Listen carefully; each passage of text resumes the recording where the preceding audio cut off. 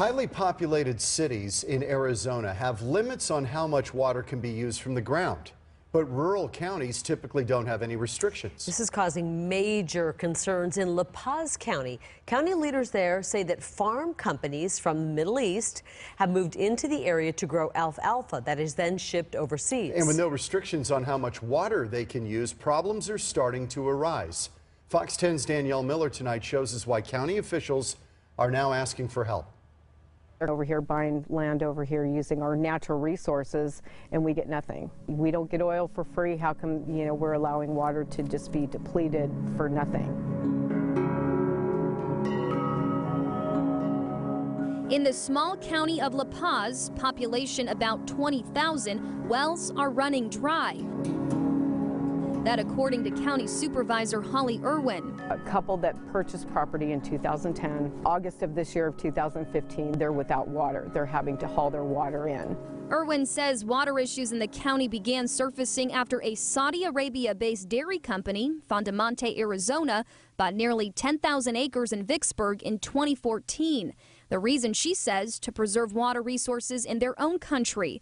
The company grows alfalfa, a water-intensive crop, all of it being shipped overseas to feed their cattle. There is no restriction. They can just keep pumping and pumping and pumping until it's all gone. The land was purchased for $47.5 million, a cheap price to pay, Irwin says, considering there is no cost for the water being pumped from the wells or restrictions on how much they use. They're paying for the value, and the value is the water, and we need the mechanism to allow us to be able to tax for that amount of money. Then we would be able to possibly set up some sort of fund to help these people that are having a hard time. Jordan Rose with the Rose law firm that represents the farm says the company has actually decreased the amount of water being used from previous landowners. They're used to growing alfalfa in arid climates. They grow alfalfa in Saudi Arabia. And in order to make sure that it's sustainable, they want to be here forever.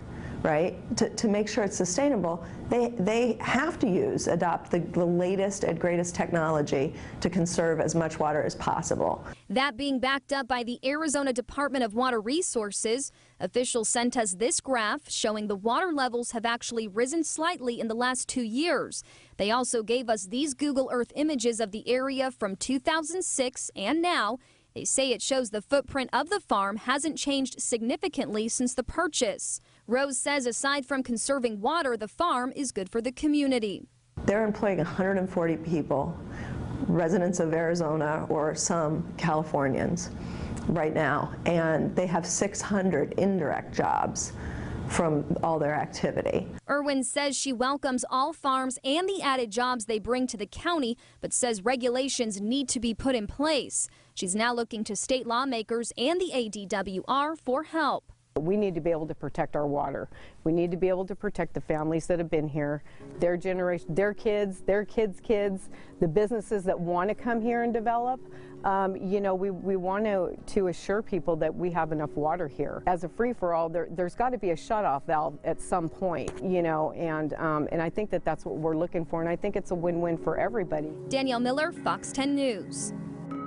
The Arizona Department of Water Resources is now working with people in the county, and so far they have held one public comment meeting and a second meeting is in the works. And they're also hoping to have an updated hydrology report in the near future.